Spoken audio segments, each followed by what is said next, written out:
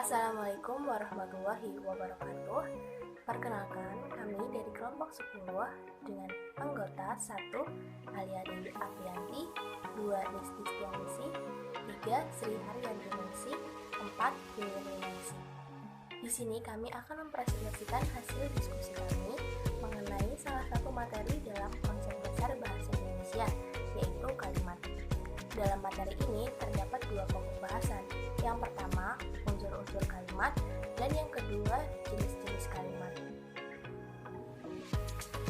Assalamualaikum warahmatullahi wabarakatuh. Izin memperkenalkan diri, nama saya Alia Dewi Aprianti dengan NIM 2004861. Yang pertama kali akan saya bahas adalah kalimat. Kalimat adalah penggabungan dari beberapa kata kemudian menghasilkan suatu pengertian. Nah, setiap kalimat memiliki unsur penyusun kalimat yang akan mengandung suatu arti yang pengertian tadi. Unsur-unsur inti kalimat yang pasti sudah diketahui yaitu SPOK. Subjek. Subjek memiliki lambang huruf S besar.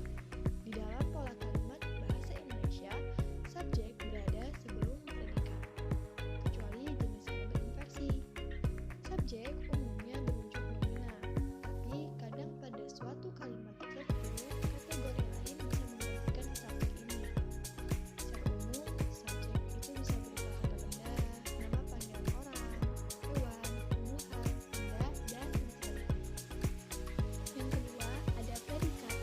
Predikat adalah unsur kalimat yang menyatakan kegiatan yang sedang dilakukan si subjek. Biasanya merupakan kata kerja, misalnya seperti memasak, menyanyi, dan masih banyak lagi. Tetapi di kondisi tertentu, predikat juga dapat ditempatkan sebagai kata sifat. Predikat dalam bahasa Indonesia bisa berupa kata atau frasa plural, adjektival, nominal, numeral, dan preposisional. Kemudian ada objek. Objek adalah sesuatu yang dikenai tindakannya oleh subjek. Sama seperti subjek, objek dapat berupa kata-kata benda maupun orang. Semisalnya kakak, adik, teman kita, kucing, pakaian, dan masih banyak lagi. Objek itu bukan unsur wajib dalam suatu kalimat. Artinya, meskipun tidak ada objek, kalimat itu masih dapat dipahami. Nah, objek ini terletak setelah predikat. Objek pada kalimat aktif akan berubah menjadi subjek jika kalimatnya dipasifkan. Sebaliknya, objek pada kalimat pasif akan menjadi subjek jika kalimatnya dijadikan kalimat aktif. Nah, setelah objek ada unsur pelengkap. Ya. Pelengkap atau komplement mirip dengan objek. Perbedaan pelengkap dengan objek adalah ketidakmampuannya menjadi subjek jika kalimatnya semula aktif menjadi pasif. Yang terakhir ada keterangan. Dalam sebuah kalimat, keterangan menjelaskan bagaimana, di mana, atau kapan peristiwa yang dinyatakan dalam suatu kalimat. Keterangan dalam kalimat banyak macamnya. Contohnya, keterangan tempat ada di rumah, di sekolah, di pasar, dan lain-lain. Ada keterangan alat, seperti menggunakan pisau, mengendarai motor, menggunakan skop, dan masih banyak juga. Terus ada keterangan waktu, contohnya seperti pada hari ini, jam 9 malam, pada musim hujan, dan masih banyak juga. Unsur kalimat yang tidak memiliki subjek, predikat, objek, maupun pelengkap dapat diperkirakan menduduki fungsi keterangan. Berbeda dengan objek dan pelengkap, yang pada kalimat selalu terletak menetapkan predikat. Unsur yang berfungsi sebagai keterangan bisa terletak di depan subjek atau predikat. Perkenalkan, nama saya Desti Stianisi dengan NIM 2004990. Di sini saya akan menjelaskan mengenai jenis-jenis kalimat. Jenis-jenis kalimat yang pertama ada kalimat langsung dan kalimat tidak langsung. Kalimat langsung dan kalimat tidak langsung ini dibedakan berdasarkan pengucapannya. Kalimat langsung adalah kalimat yang secara cermat menirukan ucapan orang lain. Kalimat langsung ini ditandai dengan tanda petik.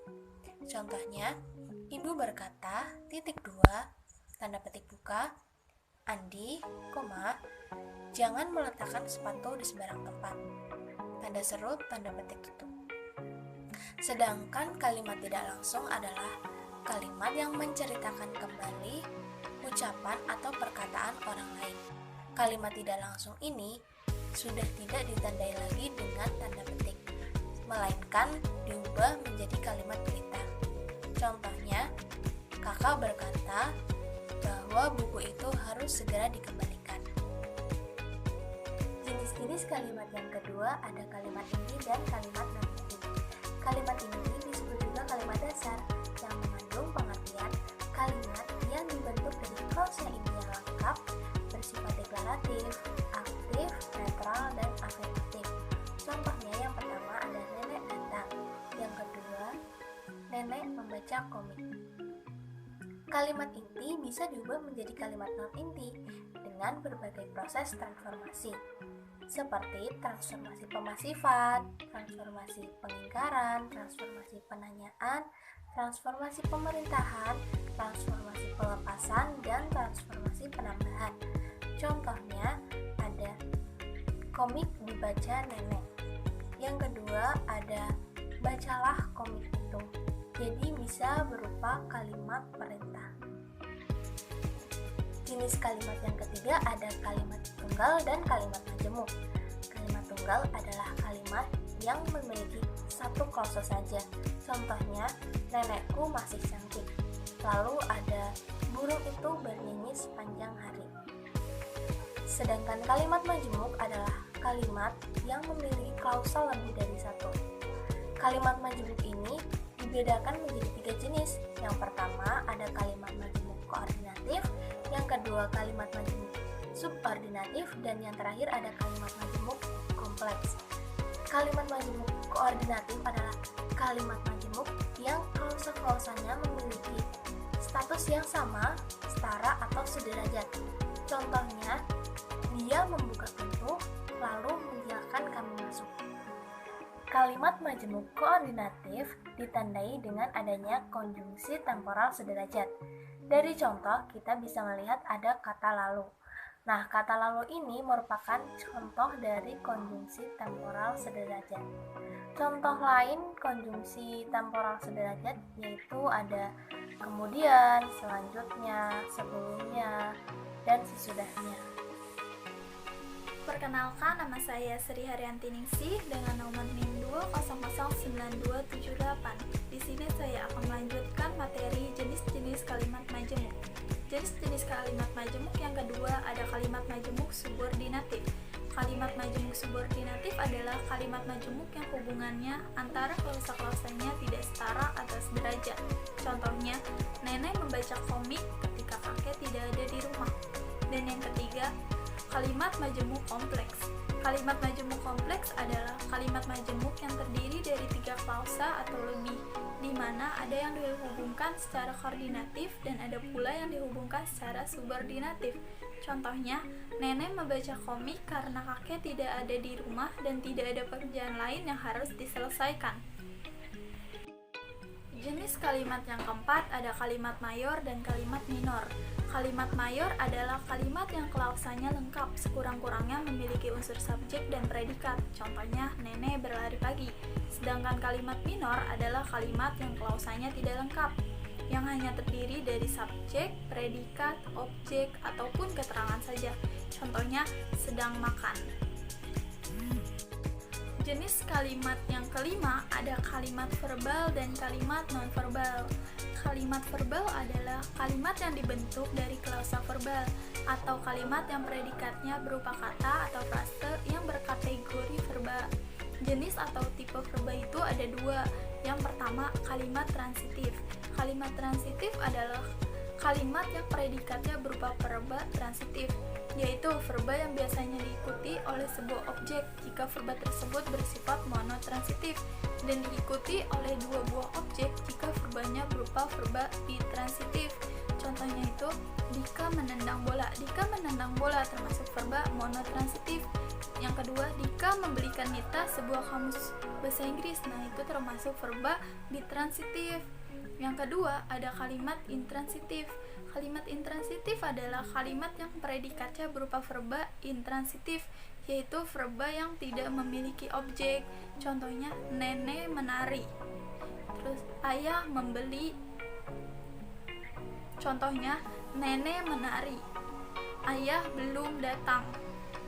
Assalamualaikum warahmatullahi wabarakatuh. Perkenalkan, nama saya Wiwin Winengsi dengan NIM 2005368. Kalimat nonverbal adalah kalimat yang predikatnya bukan kata atau frase verbal. Bisa nominal, adjektifal, adverbial, ataupun numerial. Contohnya, mereka bukan penduduk desa di sini. Terus yang kedua, mereka rajin sekali. Dan yang terakhir, penduduk Indonesia 185 juta jiwa. Selanjutnya, kalimat aktif adalah kalimat yang mempunyai predikat berupa kata kerja aktif. Contohnya, kakek menulis surat. Kalimat pasif adalah kalimat yang predikatnya berupa verba pasif. Contohnya, surat ditulis kakek. Kalimat dinamis adalah kalimat yang predikatnya berupa verba yang secara semantik menyatakan tindakan atau gerakan. Contohnya, dia pergi begitu saja. Kalimat statis adalah kalimat yang predikatnya berupa verba yang secara semantik tidak menyatakan tindakan ataupun gerakan. Contohnya, anaknya sakit keras. Selanjutnya ada kalimat bebas dan kalimat terikat. Kalimat bebas adalah kalimat yang mempunyai potensi untuk menjadi ujaran lengkap atau dapat berdiri sendiri tanpa bantuan kalimat lain. Sedangkan kalimat terikat adalah kalimat yang tidak dapat berdiri sendiri dan membutuhkan bantuan kalimat lain. Contohnya, sekarang di Riau amat sukar mencari terumbu. Jangankan ikannya, telurnya pun sangat sukar diperoleh. Kalaupun bisa diperoleh, harganya melambung selangit. Makanya, ada kecemasan masyarakat nelayan di sana bahwa terumbu yang spesifik itu akan punah. Kalimat sekarang di Riau amat sukar mencari terumbu merupakan kalimat bebas, sedangkan kalimat yang lainnya merupakan kalimat terikat. Berikut beberapa referensi yang kita gunakan sebagai acuan untuk membuat presentasi.